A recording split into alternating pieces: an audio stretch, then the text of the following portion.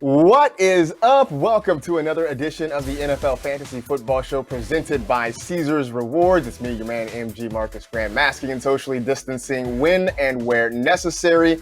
And we have pretty much reached the end of our positional breakdowns. I mean, yeah, maybe I feel a little bit saucy and maybe we talk some kickers or maybe some defenses. But when it comes to the big four positions, we will wrap that up today as we talk about tight ends. Michael Florio will join us in just a bit to chat through that. Before we get to that, though, I want to tell you, if you haven't already, go and download the all-new NFL Fantasy Football app. It is free. It is fun. You should do it right now.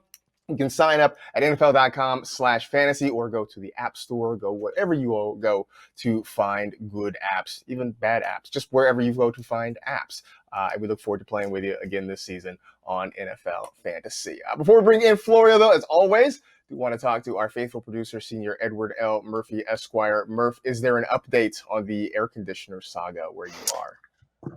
I think you could tell for those watching, me wearing a tank top means there's not been an update. Every window is now open. I have the sun shining in. It's quite hot, so I'm wearing this tie-dye tank top here. But you know what? I'm becoming I'm learning more about my neighborhood because I hear everything at night now with the windows open. I'm like spying on people's apartments from here. I see who has like the nice outdoor balcony grill set up as I sit in here sweating. But yeah, I've bothered everyone in my complex, and hopefully by next week we have some sort of resolution for Labor Day weekend. So we'll see. But yeah, not a lot of fun. I can't wait for you to star in the reboot of Rear Window. Like everything's getting rebooted in Hollywood. Like you can like be Jimmy Stewart and you can just sit there with binoculars and think you see something sinister going on. It'd be great. That is so perfect because it's distracting me. I have a ton of work to do every single day here for the NFL, and yet I find myself just like staring to see what people are doing. I'm snooping on them, but I got to stop. I got to close the blinds. Oh man! Well, stay cool, stay hydrated, and hopefully you get that solved sooner rather than later. Thank you. All right, let's bring in Michael Florio. I mean, we are hoping to make this a regular thing. He is our researcher extraordinaire, also joining the fantasy crew at least on a part-time basis, and he has been here a couple of times this offseason. Florio, welcome back, and I guess welcome to the show because this is going to be kind of your slot at least once a week with us. So glad to have you here, man. Glad to be here, Marcus. You are one of my favorite people to talk to in general, and then fantasy football is one of my favorite topics to talk about in general, so just super excited to get anytime I get to come on this podcast. Well, this seems to be working out. This is already a great start. Let's start with some news and notes from around the league, things that have happened over the last few days. Yesterday, one of the bigger stories on the field in the NFL was David Montgomery going down with a groin injury. At the time, the Bears weren't sure how serious it is. Now, according to a recent report from Ian Rappaport, the thing just popped up just before we started recording this show, it looks like it may not be super serious. The Bears are expecting him to be out 2 to 4 weeks. That means he does have a chance to play in the season opener against the Detroit Lions. So with that information, Florio, does this change how you feel about David Montgomery? Are you higher on Tariq Cohen? Are you even maybe considering Ryan Nall at some point? I don't think I'm going to be considering Ryan Nall too much. Maybe if it was an extended absence for David Montgomery, but I think my opinion on David Montgomery is going to differ from others because I was completely avoiding him before this injury. I just thought that his upside was completely capped because Tariq Cohen last year had 104 targets to David Montgomery's 35. And in PPR leagues, a target is almost 3 times as valuable as a carry. So I was viewing David Montgomery as a safe floor but very low ceiling type of player. So I had him ranked as an RB3 in my rankings. And you had to pay like an RB2 price to get him. So I do not have him anywhere at all. But now if we see him fall and he's going to consistently start going maybe as an RB3, even maybe a late RB, then I may be more inclined to buy in. And I think a lot of people now who were kind of on David Montgomery are going to be a little scared to still draft him. But I'm viewing it as if we could get him even cheaper now, then it might be worth it and it may become a buying opportunity. Yeah, I think that's a key point right there because I'm sort of with you. I have been out on David Montgomery this whole time, just sort of watching him last year. And I'm big enough to admit that some of my feelings have to do with the fact that I really pushed for him last season and he was fine. He wasn't great. He wasn't certainly what I hoped he would be. And I watched him, and I really felt like even if he hasn't hit his ceiling yet, he's not far from it. And I think the Tariq Cohen point is a valid one because we know he is going to get a ton of targets in that offense. So that certainly means that Montgomery has to be a lot better running the football. I don't know, maybe the 5 pounds that he has lost in the offseason will have something to do with it. He says he got faster, but I'm sort of with you that I'm not all that excited about it. But, I always say that no player or that every player has value if you get him in the right spot. So maybe if Montgomery falls, maybe I'll reconsider my stance there. In LA, Chargers receiver Mike Williams could miss 2 to 4 weeks with a shoulder injury. Anthony Lynn kind of said the other day that it looks like he could be out for a little while. Florio, this is a dude that I sort of liked later in drafts. I mean, he was going fairly late, and I liked the upside because of that. Maybe this ends up being sort of a silver lining. Maybe he falls even more and he becomes an even better value because it doesn't seem like he's going to miss an extended amount of time. There's got to still be some upside there with Mike Williams. Yeah, I agree. I think he's a really good fit with Tyrod Taylor because Tyrod is the opposite of Phillip Rivers. Like, Rivers is not mobile at all and likes to get the ball out of his hands quickly. And Mike Williams' strength is being a down-the-field receiver. So an older, immobile quarterback with declining arm strength, yeah, he's not going to be able to get the most out of Mike Williams. But Tyrod Taylor, I think, could, because when we saw Tyrod in Buffalo, he liked to extend plays with his legs and then heave the ball downfield. Like, he never had a target post like a receiver post huge reception numbers. But we did see when he had a healthy Sammy Watkins that he was a very good fantasy asset because the receptions that he was getting were getting huge chunks of yardage too down the field and often, sometimes long touchdowns. So I'm with you, Marcus. I think there is upside to Mike Williams. I think Tyrod is a good fit for him. My only concern outside of the shoulder, because like a lot like Montgomery, if the shoulder leads to his ADP getting even lower, then I think it's even less risk to take with Mike Williams. My only concern, though, is he going to be consistent every week? Because there's a lot of other weapons around him, too, with Keenan Allen, Hunter Henry, Austin Eckler. So I just worry if the targets are going to be consistent each week. I started to come around a little bit on the Charger offense. Earlier this offseason, I was just kind of concerned. It just seemed like there was some uncertainty. It feels like Tyrod's going to start at the beginning of the season. Maybe Justin Herbert takes over at some point, but it looks like for the time being, this is Tyrod's job. Does that give you a certain level of confidence about some of those other weapons there? Yeah, so this is one of those offenses, like I love Austin Eckler, and he is in the late first, early second round, like he is a running back that I'm heavily targeting.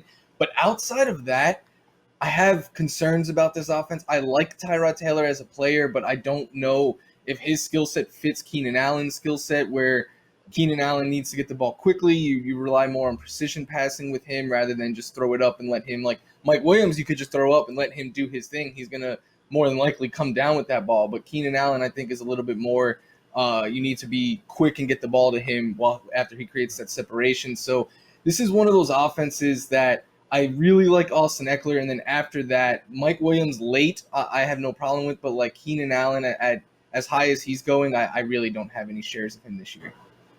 Yeah, I think it's in between. Keenan Allen, I've been so on. Hunter Henry, I've been pretty much out on, but I think you're right. Eckler at the top, Williams sort of near the end. Those seem like some pretty good options there for the Chargers. In Indianapolis, Paris Campbell is in concussion protocol after being involved in a car crash. I'm not sure how long he's going to be out as he goes through the protocol. I know there are some people who were sort of big on Paris Campbell, had Derek Brown from Fade the Noise on just a couple of days ago. He talked about how much he loved Paris Campbell this season. With him out, I don't know how you feel about him. Does this change your thoughts on Campbell? Does this give you some more love for Michael Pittman in that Colts offense? Yeah, first, Debro is awesome, and I know he's driving the Paris Campbell hype train. He really was starting to get me on board with it, and then this happened.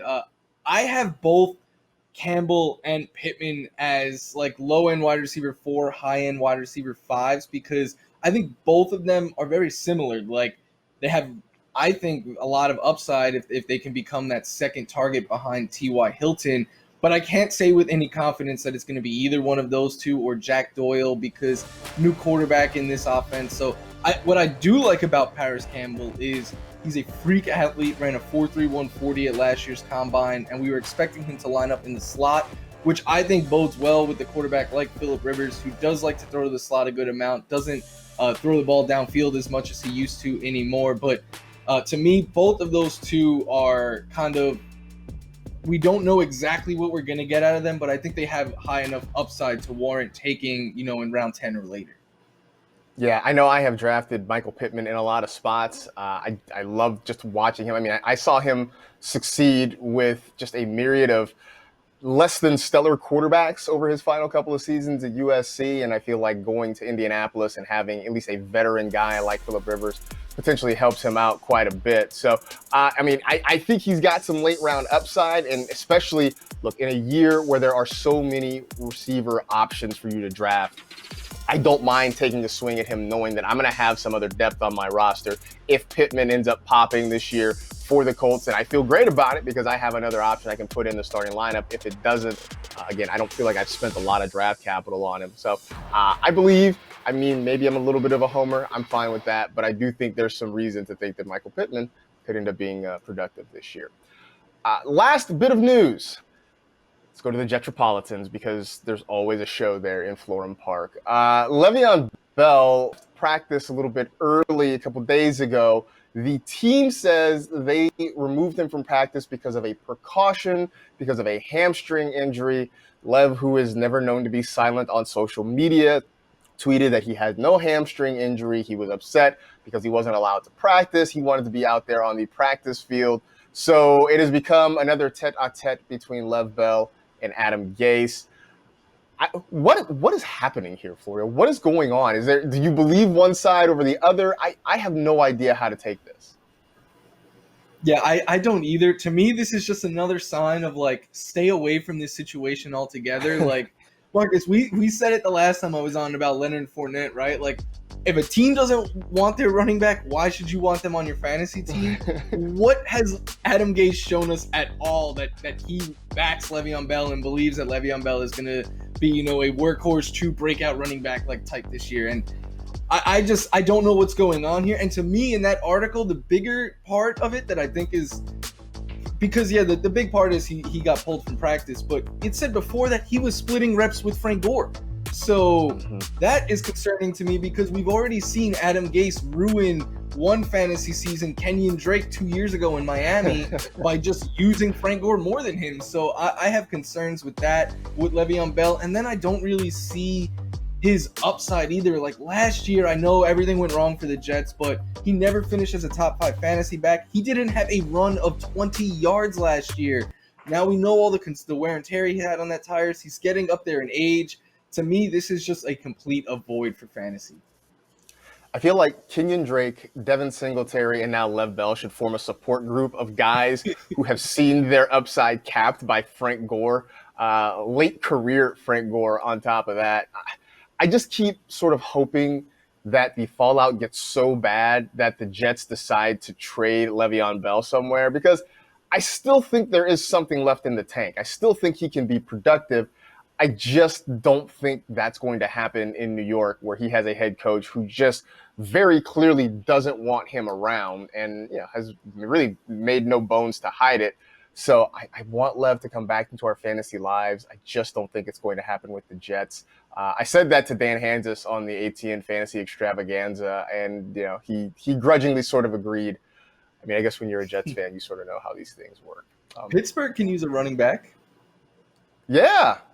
I would love that. I think I said a few weeks ago, it'd be great if somehow they traded Lev to Pittsburgh and then Antonio Brown decided he was going to become an upstanding citizen, and then they would all make up and we'd get the Killer Bees back together for one last run in Pittsburgh. That'd be great.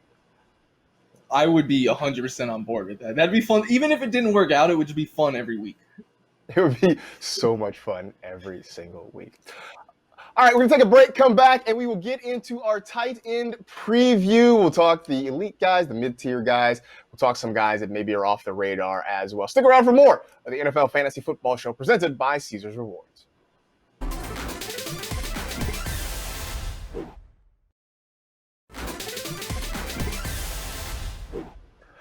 Let's talk some tight ends. Over the last few years, we keep hoping that the position will add some more depth. We always say this in August and September. The tight end's going to be deep this year. Then we get to October, November, and we're scrounging to try to find some guys off the waiver wire that we can stream. But we're going to try and unravel the position nonetheless here. So let's start just with the basics. What has been your tight end draft strategy so far this season?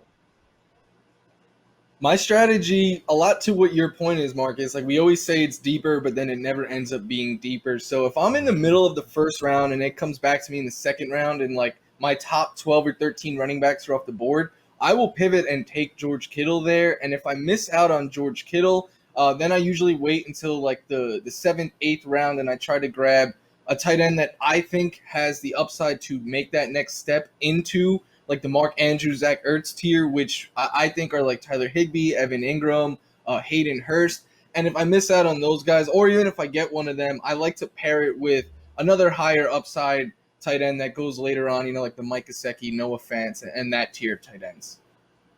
Yeah, I have been sort of with you in the sense that I will try to go early and get one of those top guys, a Kelsey or a Kittle, what have you. If I don't get them, then I tend to be waiting till later. I will wait until maybe the double-digit round to try to get some of those upside guys. We'll talk about a few of them a little bit later on, but the Jonnu Smiths, the Blake Jarwins, what have you.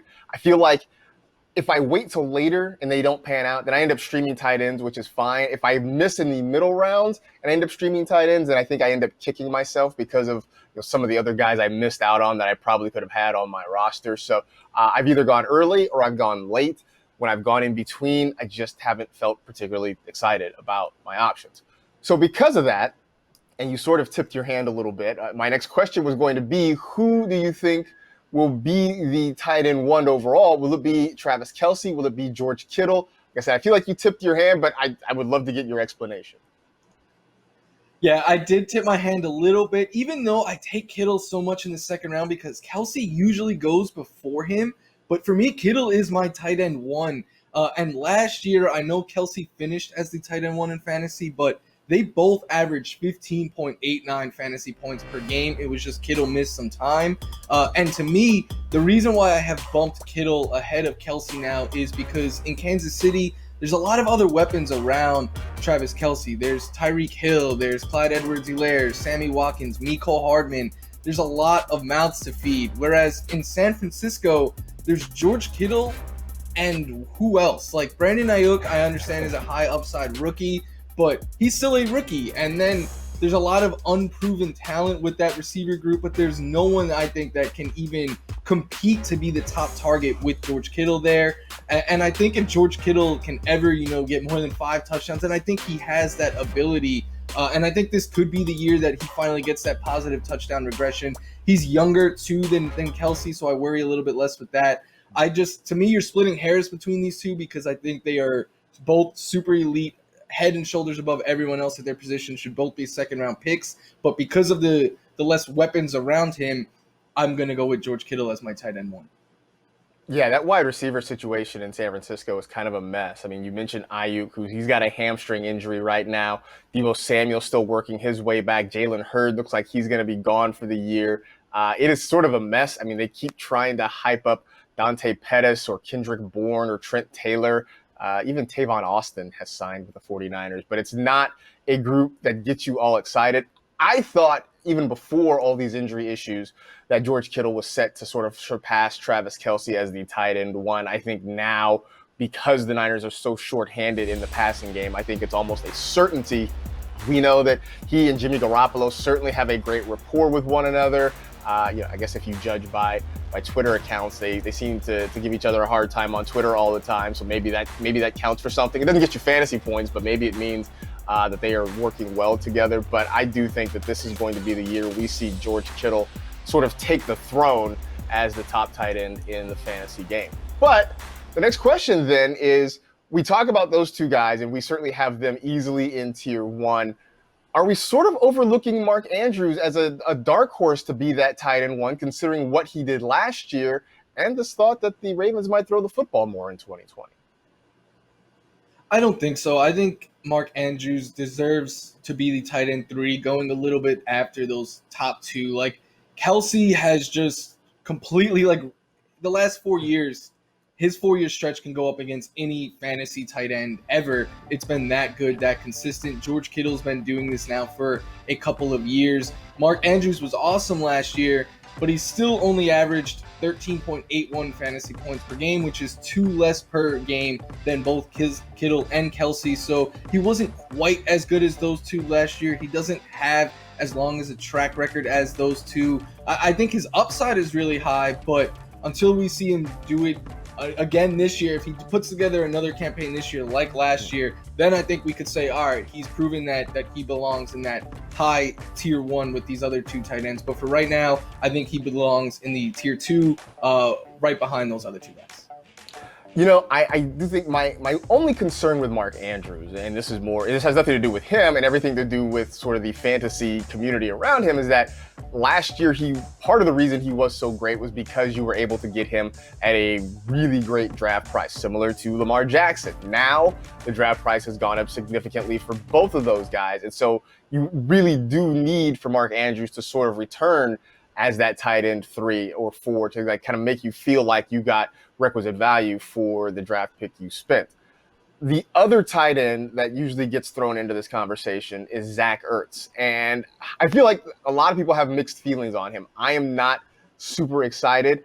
It doesn't help me when Dallas Goedert says we're going to be a nightmare for defensive coordinators, because that just means that, hey, that's great for Carson Wentz, that he's got a lot of targets to throw the football to. That seems to be bad news for Zach Ertz. And is it possible, Mike, that maybe he falls out of sort of this top elite tier of tight ends at the end of the year? It's definitely possible. I have him 4th amongst these 4, but for me, I have I've seen him fall to like round 5 at times in drafts, and I think I'm fine taking him there because, like, Dallas Goedert could say that, and I think, you know, it bodes well that they have 2 big tight ends, but to me, Goddard is more of a red zone presence. Deshaun Jackson and Jalen Reagor, I like them a lot, especially in best ball drafts, but they're more down the field stretchers. So I think someone needs to step up here and be that possession receiver for Carson Wentz and the Eagles, and we know it's going to be Zach Ertz. Zach Ertz has seen 100 targets or more in 5 straight seasons. It's tied for the longest active streak amongst all tight ends. So I think his volume is safe. I don't know if he has quite the ceiling to match the other 3, which is why I have him 4th. But I think just on a week-to-week basis, the volume is going to be there, and you don't really have to worry about it too much. So for me, that's why I have him 4th. And I am seeing him fall a little bit in drafts. And if he continues to fall, then I think that it becomes an opportunity where you look to get him on your fantasy roster.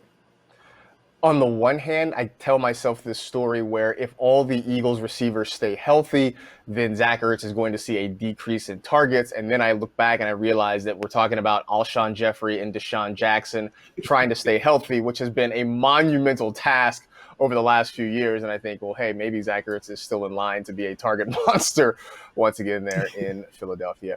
Real quick before we hit the break, Dallas Goedert, how are you feeling about him this year? I don't really love him because, like we were talking about the other receivers the Eagles have there, then he's still not even the number 1 tight end in the target pecking order. I think where he bodes best is in the red zone, and he'll have some weeks where he'll pop because he'll catch a touchdown, maybe 2, but then he's going to have those disappointing weeks where he doesn't find pay dirt, and you're left like wanting more because he's going to give you 4 or 5 fantasy points. So I think he has the upside. To me, though, he is more of a tight end 2 that I don't really have a lot of in drafts this year. Yeah, I keep saying Dallas Goedert is the guy who won't be relevant enough to have on your fantasy team, but he will be relevant enough to maybe eat off Zach Ertz's plate, and that is what is potentially very frustrating. I think that is in perfect. Philadelphia. Yeah, I think that's how it's going to go down. We will come back. We will talk about some of these mid-tier tight ends. It gets a little bit murky, I think, when you talk about those guys in the middle round. We will try to sort through that and more as we come back on the NFL Fantasy Football Show presented by Caesars Rewards.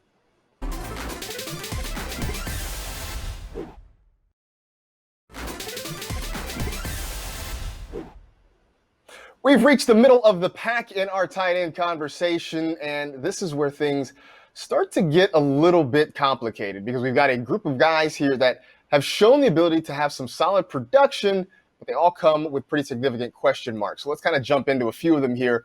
Let's start in Las Vegas with Darren Waller, who was a great story last year, a guy who had his own set of off-the-field issues, his own personal struggles, really got an opportunity with the Raiders last year and made the most of it. More than 1,100 yards, had 90 catches, ends up as a top 3 tight end last season.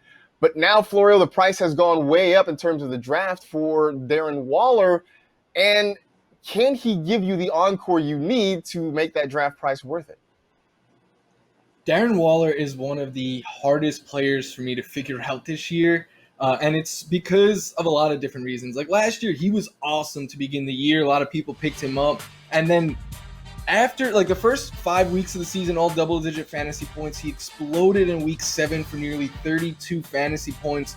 But after that, it became a lot more single-digit fantasy performances. He only topped 15 fantasy points 3 times in the second half of the season. So with a lot more of those single digits mixed in, I'm not sure his ceiling is quite as high as like Andrews, Ertz, and definitely not as high as Kelsey and Kittle. So to me, he belongs after the big 4 in the next group of upside tight ends that come with question marks, because the Raiders have a lot of new weapons in that, and especially in that receiving game.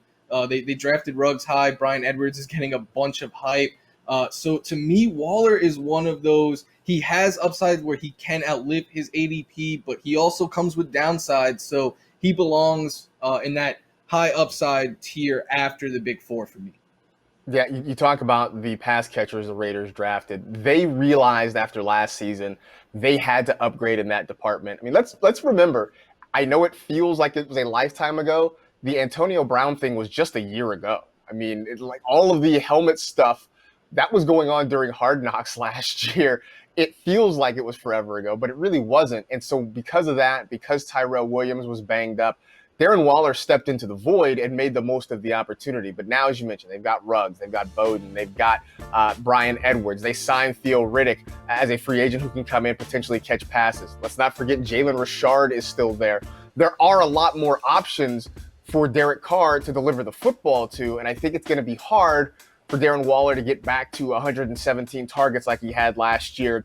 It's going to be hard to get back to 90 catches like last year. So that means he's really going to have to score more touchdowns, which is certainly possible, but that is a hard thing to try to bank on. So I think that it was an excellent story. It was also a story sort of born of opportunity, and I'm not sure that opportunity is going to be there this year for Darren Waller. Next set of tight ends, choose your alliterative fighter. Is it Evan Ingram? Is it Hunter Henry? Which of those two guys do you feel better about? For me, it is easily Evan Ingram. Like Evan Ingram, every time he's on the field, is a high-end tight end 1, and we know the upside that he has. He can legitimately, I believe, be the Giants' best fantasy weapon outside of Saquon Barkley this year if he can stay healthy. The other side with Hunter Henry, he also has struggled to stay on the field, and we've seen him flash at times, but when he has flashed, it's been because of high touchdown percentage in the past, and I like him as a talent, but it goes back to, I think the Chargers are going to have a slower paced offense. I think they are going to look to establish the run a little bit more. I think Austin Eckler and Keenan Allen are the unquestioned top targets there. So that leaves Henry and Mike Williams fighting to be the third target there on a team that I don't expect to pass as much. The Giants have a bad defense, and I think they're going to be playing from behind a lot, having to throw. And I think Evan Ingram could realistically be this team's lead this team in targets if he stays healthy this year. So to me, I think the upside and everything, because both are injury concerns, so I'm going to take the player that I think has the higher ceiling, and to me, I think it is much higher for Evan Ingram. Yeah, no, I would agree with that too. I like Ingram over Hunter Henry. And I say that as somebody who has been a huge Hunter Henry stan ever since he was drafted. And so far, just for one reason or another, it hasn't quite come together. The first year or two, he was still sort of competing with Antonio Gates for targets there. Then, as you mentioned, the injuries have happened. I know that's the same thing for Ingram, but I agree with you that when he is there and he is healthy, I think he's the guy that they look to first in the passing game. And they've got a lot of really, I think, talented pass catchers there. I mean, I like Darius Slayton. We know what Golden Tate can do, but I think Evan Ingram is the guy that they would really like to funnel that passing game through. So I would agree. I think you sort of try to overlook the injury concerns. I would say that if you were drafting Evan Ingram, you might be wise to spend another late draft pick on a second tight end just to kind of have that insurance there for you. But I think we look at Evan Ingram the way I'm looking at Will Fuller, right? When he is there, the production's going to be fantastic. So maybe don't talk yourself out of him just because you're worried about an injury that has not yet happened. All right. A couple weeks ago, you were on this show, and we were talking about the Rams, and I asked you about Tyler Higbee, and you sort of malfunctioned my brain a little bit because you had him with an incredibly high ceiling. So I'm going to kind of circle back around. I know how you feel. I know how much you love Tyler Higbee. Over the weekend, though, the Rams had a scrimmage. Van Jefferson started to get a little bit more love, and then reports from practice that he went one-on-one with Jalen Ramsey a couple of times and got the better of Jalen Ramsey. So now the hype machine is pumping for Van Jefferson. Does this change at all the way you feel about Tyler Higbee? It hasn't, and I understand why it would, because the whole thing with Higbee is if the Rams go back to running 11 personnel and using 3 wide receivers like they did for the first 2.5 years of Sean McVay's tenure there, then yeah, that's going to lead to less volume for the tight end. But I still have difficulty looking at what Tyler Higbee and not just Higbee, what the Rams offense became in the final 5 weeks of the season when they went to 12 personnel and started running the 2 tight end sets more. And it was like Higbee we know he set history, but Jared Goff, his numbers greatly improved, and the Rams' yards greatly improved each week, and their points greatly improved each week. And so I think I find it difficult that they're going to see the success that they had last year and pull that off the field to get a rookie who I think has a lot of upside long term. But again, when he drafted him, he was dubbed as kind of a project and a weird preseason for rookies this year. No preseason games. We're just kind of getting these battles at training camp and stuff. So maybe as the year goes on and Van Jefferson really starts to flash, and if Higbee gets off to a slow start, then I would start to worry. But as of right now, some hype coming out of training camp is not enough to change what we saw, at least in my opinion, what we saw the last 5 games from the Rams offense. I just feel like Tyler Higbee for me has been one that I can't completely peg because we all saw what he did last season, which was phenomenal. I remain skeptical about what this means over the course of 16 games.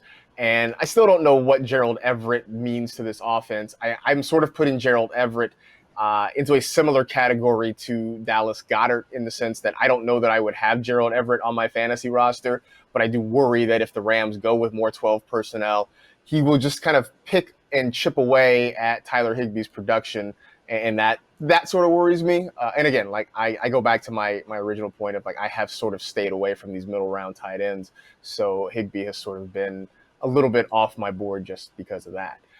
Now, when it comes to middle round tight ends, especially you talk about big names, Rob Gronkowski is back. He took a gap year, so to speak. He went to try to find himself, and turns out he was hanging out on The Masked Singer. Who knew? But now he's back. He's with Tom Brady, reunited down there in Tampa Bay. This is a guy that has an ADP right now of like the 7th round, which, look, for the previous Gronk, that's way too low. For this Gronk, with so many weapons in Tampa, with O.J. Howard reportedly flashing in camp right now, is the 7th round too high? Is it just right? How are you feeling about that? I think it's about right.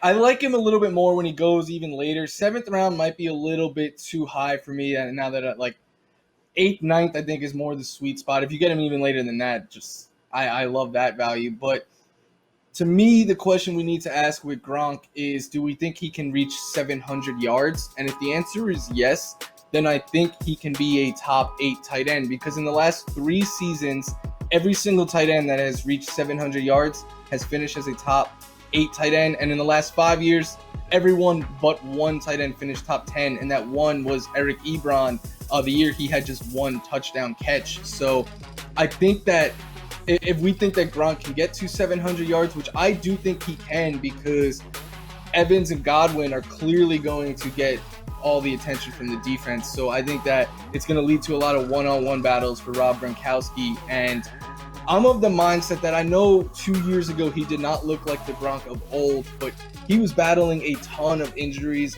throughout his NFL career. So a year off very well may have done him good. If he still has any of that old athleticism in the tank, I think there's actually upside here where he can outlive this ADP. But I have Gronk in some of my drafts. He's not a player that I'm going into drafts and being like, I need to end up with Gronk.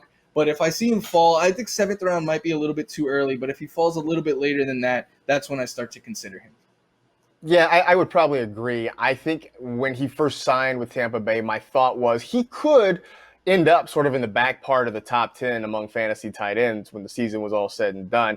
I still sort of believe that, although I feel like I think that way in part because every year we look at the tight end and there's always a couple of guys who are just good enough. They may not be great on a week-to-week basis, but they're just good enough and they land in that top 10.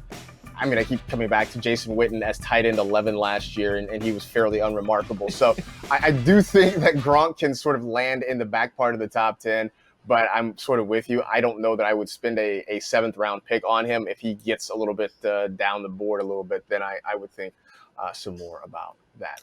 Speaking of down the board, we're going to talk about some guys that are available in the later part of your drafts that have plenty of upside. That has been the thing that everybody sort of talked about this offseason. So we will pick some of our favorite high upside guys coming up after this on the NFL Fantasy Football Show presented by Caesars Rewards.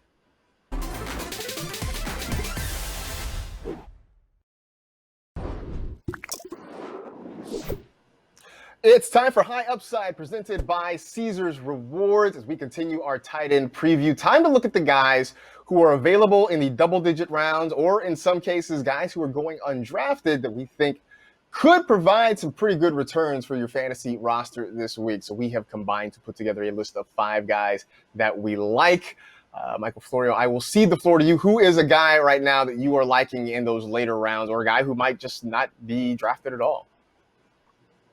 I like Chris Herndon, and he is someone who's getting some more hype the recent weeks. But before, like a month ago, it's very possible he just went completely undrafted if you did like an early draft. And the reason I like Herndon so much is, remember, he started to come on really strong in the second half of 2018, averaging near double-digit fantasy points per game. And then last year, a lot of people had him ranked as a tight end 1, but then he got hit with a suspension. Still, a lot of people, myself included, were advocating to take a shot on him. Hey, only 4 weeks, right? And then he suffered an injury, and all year he was kind of on, like, should I stash him? But then, I mean, he ran 10 routes all year. It was a completely lost season for him. But now he is back. He is healthy. He's getting rave reviews out of Jets camp. And the Jets need, like, Sam Darnold needs someone to step up and catch the ball, right? Like, there's Jamison Crowder, but then Rashad Perriman and Denzel Mims are dealing with injuries and have both been absent from training camp.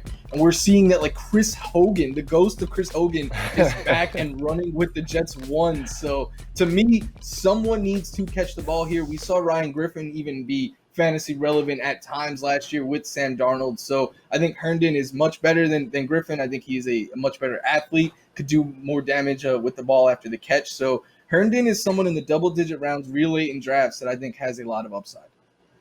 For what it's worth, I saw a Twitter report yesterday that says Darnold and Herndon have formed some sort of mind meld. Apparently they're getting along great. They're on the same page, whatever phrase you want to use. So, hey, just put that in your back pocket when you're thinking about drafts. I talked about Jason Witten, the fact that he was the tight end 11 last year, and basically all he did was catch the football and fall down. So for that reason, I have sort of gone in on Blake Jarwin this year. And I know that there are a lot of targets, a lot of places to spread the football in Dallas. I mean, between their top 3 wide receivers with Cooper, Gallup, and CeeDee Lamb, they got to get those guys the ball. They still have to get Zeke his touches, but there is a lot of volume here. I mean, this is an offense that was fairly up-tempo last year, that ran a ton of plays. The fact that they were able to get so many guys, a lot of targets, a lot of yards through the air, and still get Zeke his opportunities, I think that speaks well. Witten is gone. Randall Cobb is gone. So there is an opportunity for another tight end to step in there, get some chances to make some plays in this offense. And so I think that Jarwin, considering where he is on the board, I mean, you're talking around 12 or later in a lot of circumstances, he could come back and be one of those guys sort of knocking on the door of the top 12 in a lot of fantasy leagues. And I think right now he is worth the shot. So you're bringing Jack Doyle back into our lives, huh, Mike Florio? Oh man, Jack Doyle. Yeah, I think Jack Doyle is a great value this year. Like, yeah, Jack Doyle doesn't have top 5 tight end upside or anything like that. Like, let's not get carried away.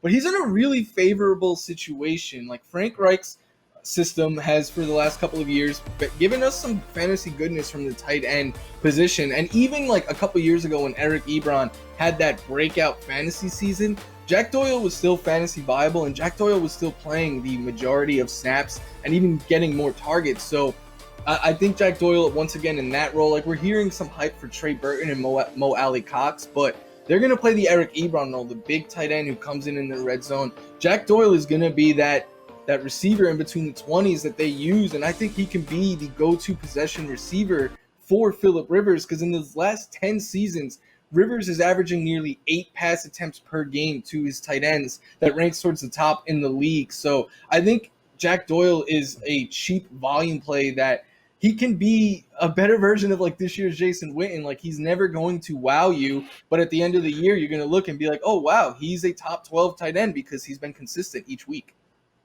I think there's some value in that, right? When you talk about tight ends, we all want to take the big swing and get the guy who puts up big numbers each and every week. But because the tight end position has been so volatile, maybe sometimes all you need is that guy who just kind of just chugs along, right? Who may not win a week for you, but is not going to kill you on a week-to-week basis. And I do think that Jack Doyle could be that guy. I'm looking at Jonnu Smith, and I have been big on the Jonnu Smith train all offseason long, in part because obviously Delaney Walker is gone in Tennessee, so Smith takes the next step forward into that role as the top tight end in the Titans offense. And on top of it, this offense just opened up so much more last year. Once Ryan Tannehill took over for Marcus Mariota, they became a lot more dynamic. They were moving the ball more effectively. And it leads me to believe that they are going to give Tannehill some more room to work with in this offense. Now, that's great news. The problem for him is that he's got to find someone to throw the football to, not named A.J. Brown. Brown's going to get his. I think he's going to be fantastic this year.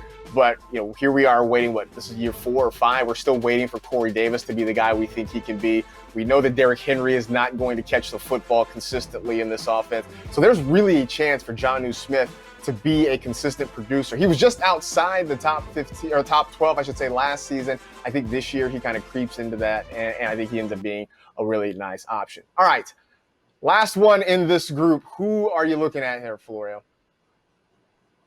I'm going to go with another Smith. I'm going to go with Irv Smith Jr. from the Minnesota Vikings. And Smith is a tight end that he's not even going in the top 15 tight ends in a lot of drafts. You get him real late. But what I like about him is outside of Adam Thielen here, like someone needs to step up for the Vikings. I like Justin Jefferson, but is he going to be able to step in and fill all the targets that Stephon Diggs is leaving behind? No, I don't think so. So I think there's going to be targets up for grabs. And Irv Smith Jr. is, to me, I think, like we already saw him and Kyle Rudolph last year splitting the reps, running the same amount of routes, seeing the same amount of targets per game. And I think Irv Smith, who is a tremendous athlete, much better athlete than a Kyle Rudolph. Kyle Rudolph, though, is a much better blocker.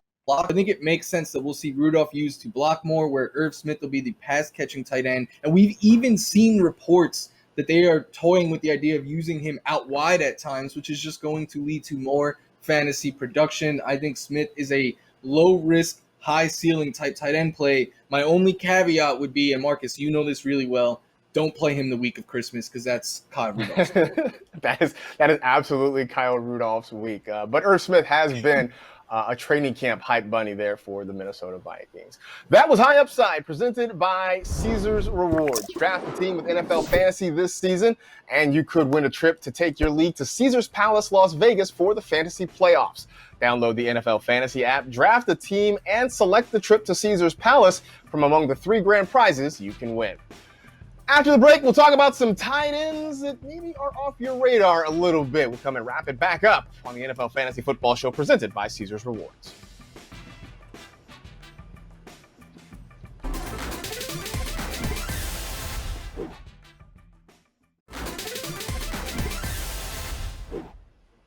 Wrapping up our tight end preview here on the Fantasy Football Show, and let's talk about some guys who maybe we aren't thinking about, but maybe possibly in a weird way we possibly should. I'm going to start with a couple of longtime veteran tight ends. Are you can you predict anything out of either Jimmy Graham or Greg Olsen, a.k.a. do you believe in ghosts?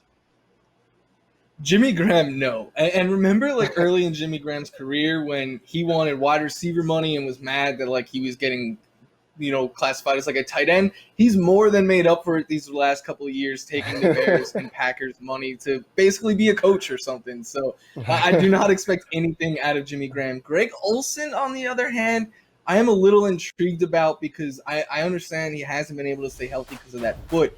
But when he has been on the field in recent years, he's still shown us a little bit of potential, averaging almost 9 fantasy points per game each of the last 2 years. He has a quarterback in Russell Wilson who does like to throw to tight ends, especially in the red zone. And the Seahawks have like 7 tight ends on their roster. They drafted one. They have Will Dissly, Jacob Hollister. I think it's because Greg Olsen isn't going to be used as like a regular tight end. Like, I don't expect him to block or anything like that. I think he is just going to be the pass catching specialist for that group. And yeah, he's nothing more than a low end tight end too, but I think he may have a little something left in the tank. Jimmy Graham, not at all. Yeah, no, I agree with you, especially on Olsen there, because I think the point you made is valid, that Russell Wilson is not afraid to throw to his tight ends. It's the reason we have sort of gotten onto the Will Dissly bandwagon a couple of times. Unfortunately, Dissly has not been able to stay healthy, but when he's been there, they look for him around the goal line, and I do think Greg Olsen can sort of be that guy, so I would get behind you on that one. Better chance for fantasy relevance in 2020, Ian Thomas, Jace Sternberger, or Devin Asiasi, which is just fun to say. I'm going to go with Jace Sternberger of these 3, and the whole reason is just, like, there's so much volume up for grabs in Green Bay. Like, outside of Devontae Adams, there's no one there that I think you can be like, all right, well, I know Allen Lazard's the favorite, but, like, even him, I'm like, all right, would I be surprised if it's Jace Sternberger and not Allen Lazard? I personally wouldn't. Sternberger was a really good tight end his 1 year at Texas A&M, showed that he had a lot of athletic ability after the catch. Ian Thomas, my concern is just DJ Moore and Christian McCaffrey, we know, are the top 2 targets there, so every week he has to compete with Robbie Anderson and Curtis Samuel to be the 3rd target at best. And Devin Asiasi is getting really good reviews out of Patriots camp. I think he is a name that you should remember, but when is the last time we really saw a rookie tight end break out? So he's more a name to keep an eye on and not one that I would be drafting over those other 2 right now. Yeah, Asiasi is definitely, I think, more of a dynasty sort of stash than in redraft leagues. I don't expect anything this year. I sort of like Ian Thomas, though. I mean, Greg Olsen leaving there in Carolina. I think Teddy Bridgewater is sort of a nice fit for a younger tight end looking to kind of get some opportunities there. You're right. He is going to have to compete for targets. We know DJ Moore is going to get his. We know Christian McCaffrey is probably going to be over 100 targets again yet this year. But I do think there's an opportunity there, especially if Robbie Anderson ends up being an effective field stretcher. I think that opens some things up underneath, and that will allow Thomas a little bit of room to work. Again, he is the guy that you were talking about last pick in the draft, or probably even a waiver wire sort of ad, depending on the situation. But I do think we will hear from Ian Thomas at some point during the season this year. All right, last one. Who is the better basketball playing fantasy tight end? Because, whenever we hear about these guys, they are always talked about, hey, this guy played basketball. Antonio Gates or Tony Gonzalez? Who are you going with? I think I'm going with the contrarian pick here, but I'm going with my heart. I'm going to go with Antonio Gates. And Marcus, the reason is one of my first years playing fantasy, Antonio Gates led me to my first ever fantasy football championship. So because of that, he has a place near and dear to my heart. I understand that. No, that absolutely makes sense. I think we always sort of get attached to guys, especially guys who help us win championships. Plus, I had a friend for a long time whose motto was, if you don't get Gates, wait. That was his whole tight end drafting strategy. So it basically meant he was going after Gates early on in the draft, and if not, then he would probably wait. And because he was a Cowboys fan, he would take like Jay Novacek or something like that. I'm gonna be on the other side of this argument, though. I'm gonna go with Tony Gonzalez, who is, obviously a Hall of Famer, who is one of the greatest tight ends, just greatest offensive players to play this game. And on top of it, had that great celebration where he would shoot free throws after he scored touchdowns. What he did between Kansas City and Atlanta was phenomenal. Also, maybe I'm partially biased here too, because I remember Tony Gonzalez as a basketball player at Cal, and I remember him beating up on USC on multiple occasions.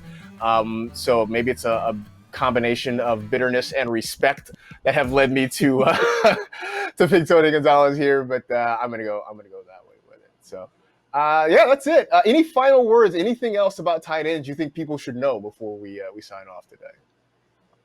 I think just going back to what you said at the start of the show, like, yeah, every year we say, like, tight end is deeper than ever this year. You could wait on the position. But my opinion, if you're not grabbing one of those early tight ends and you are waiting, I think it is worthy to double dip because, yeah, it is deeper than ever, but they're not all going to pan out. So if you can get two of those high upside tight ends, especially in the double-digit rounds, I think it is worth it because you're just increasing your chances of finding a breakout tight end and not having to stream it each week off the waiver wire.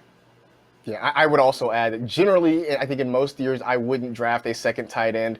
This year, I'm leaning toward it just because, COVID-19 is still a real thing in this world and could have an impact on your fantasy roster. So this might be a year that you want to consider taking two tight ends, regardless of where you take your first one. So there you go. That is it. We are done. We appreciate you hanging with the NFL Fantasy Football Show presented by Caesars Rewards. You know the drill. Tell two friends to tell two friends. Rate, review, and remember, knowledge is knowing tomato is a fruit. Wisdom is not putting it in a fruit salad. Please, wherever you are, stay safe. Take care of yourselves. Take care of others. Wear a mask. And we will see you next time.